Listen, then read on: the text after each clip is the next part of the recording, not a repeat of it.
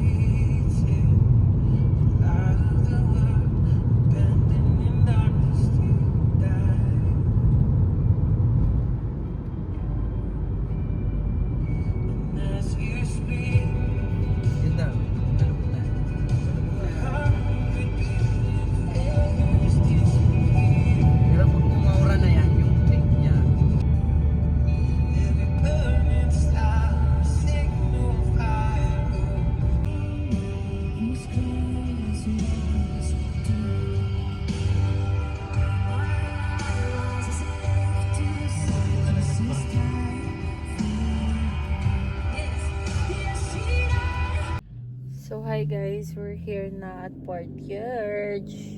Remember? So pagkadating namin, nag-set up na kami para kumain. Yan siya guys. And then sumama ako mag-fishing. Although hindi naman ako mahawak, pinapanood ko lang yung ginagawa nila. And then nung lumamig na, lumayas na ako dyan. Pumunta na ako sa sasakyan at natulog.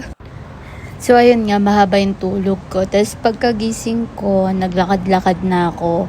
Tinignan ko lang yung view. And then, gusto ko sanang maligo. Kaso, wala akong kasama maligo. And, may sugat pa ako. So, baka mamaya kainin tayo ng shark. Charot. So, diba, ang ganda. Ang linaw ng water. So, ayun lang guys. Thank you for watching.